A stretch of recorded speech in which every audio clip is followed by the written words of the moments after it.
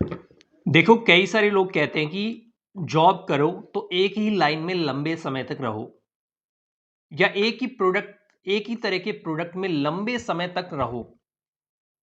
Company भले change कर लो तो आपको जल्दी से तरक्की मिलेगी और आपकी सैलरी भी अच्छी हो जाएगी, साथ ही आपकी पकड़ भी मजबूत होगी। लेकिन यह बात बिल्कुल झूठ है।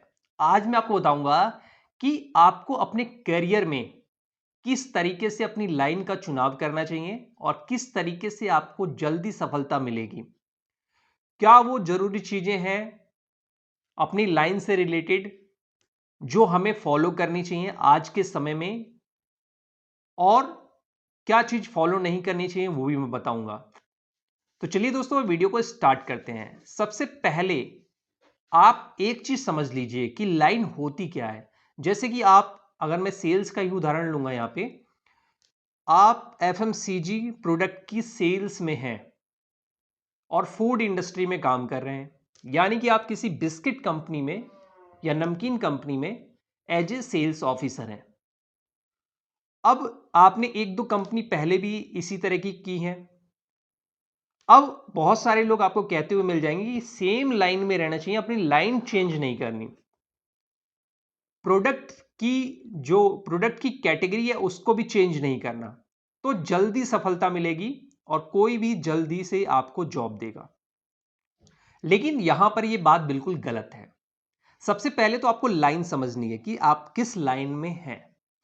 सेल्स में हैं तो किस सेल्स में हैं। अगर आप एफएमसीजी सेल्स में हैं और जनरल ट्रेड में हैं तो लाइन आपकी हो गई general trade FMCG sales. FMCG sales माने डिस्ट्रीब्यूटर बनाना और डिस्ट्रीब्यूटर को हैंडल करना और प्राइमरी और सेकेंडरी करना। इसके साथ अगर एक्स्ट्रा जिम्मेदारी आती है तो टीम से भी यही चीज करवाना। यह आपकी लाइन हो गई। प्रोडक्ट आपकी लाइन नहीं है। प्रोडक्ट आपकी लाइन नहीं है। जितना डीप में नैरो में घुसोगे उतना सफलता कम मिलेगी, सफलता मिलने के चांसेस कम होते चले जाएंगे। और जब सफलता नहीं मिलेगी तो सैलरी और पोजीशन की तो भूल जाओ। मोस्टली लोग लाइन को समझ नहीं पाते। तो अब हमारी लाइन क्या है? हमारी लाइन है डिस्ट्रीब्यूटर मैनेजमेंट और primary and secondary sales strategy, team handling. ये हमारी लाइन है। अब हमें प्रोडक्ट कोई भी मिल जाए लेकिन हमारी लाइन सेम होनी चाहिए। हमारे उस मान लो कोई कंपनी हमें ऑफर करती है, पता नहीं कुछ भी बनाती हो, कुछ भी XYZ कुछ भी बनाती हो, उसको हमें बेचना है और वो कंपनी कहती है कि आप हमारी कंपनी में आ जाओ। तो आपको वहां पर अपनी लाइन का क्या चेक करना है कि ये कंपनी क्या डिस्ट्रीब्यूटर मॉडल से प्रोडक्ट को बेचती है। अगर बेचती है, डिस्ट्रीब्यूटर संभालना है, डिस्ट्रीब्यूटर बनाना है तो सही है। दूसरी चीज क्या चेक करेंगे? दूसरी चीज ये चेक करेंगे कि यहां पर जो सेल्स कॉल होती है वो किस पैटर्न पे होती है। प्राइमरी और सेकेंडरी की, प्राइमरी डिस्ट्रीब्यूटर करानी है और डिस्ट्रीब्यूटर की सेकेंडरी करनी है, तो यहां पर प्राइमरी और सेकेंडरी सेल्स करनी है। तीसरी है टीम हैंडलिंग। ठीक है, ये तीनों चीज बस चेक करनी है आपको। प्रोडक्ट कोई सा भी हो, सर्विस कोई, कई कंपनी में प्रोडक्ट नहीं मिलेगा, सर्विस मिलेगी।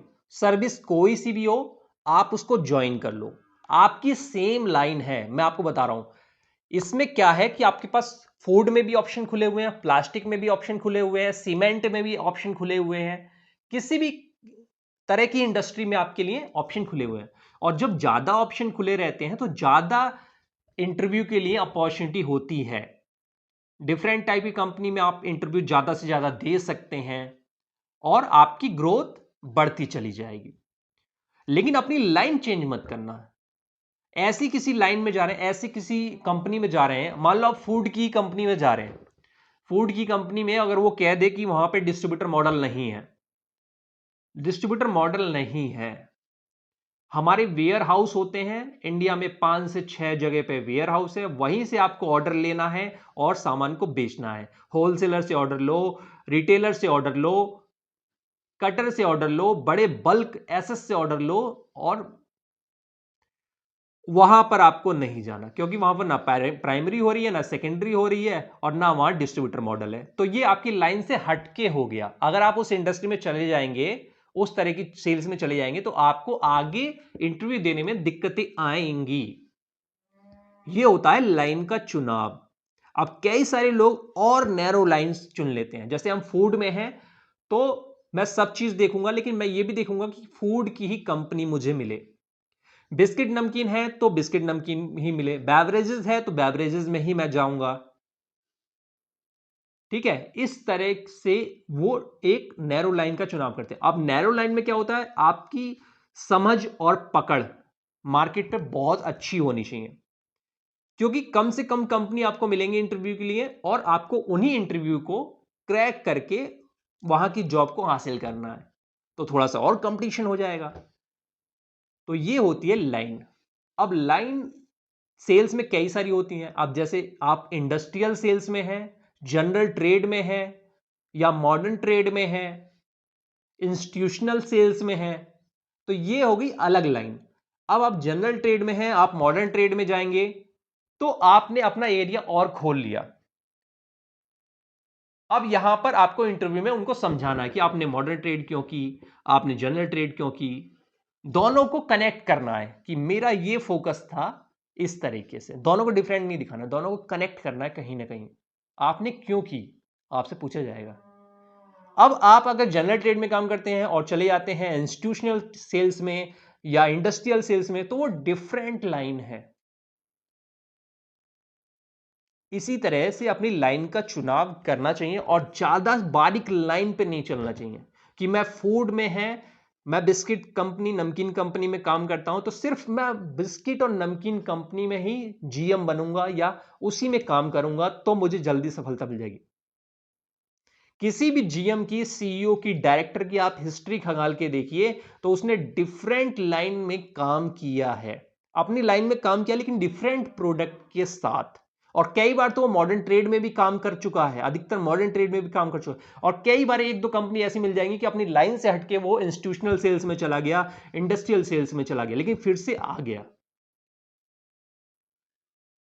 तो इस तरीके से आपको अपॉर्चुनिटी मिलेगी।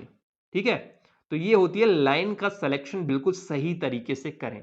वीडियो अच्छी लगी है तो लाइक करिए, शेयर करिए, चैनल को जरूर सब्सक्राइब करें। कोई भी क्वेश्चन हो, आप मुझे उसको कमेंट बॉक्स में कमेंट कर दीजिए। मुझे जैसे ही टाइम मिलेगा मैं आपके लिए उसका सॉल्यूशन जरूर लेके आऊंगा।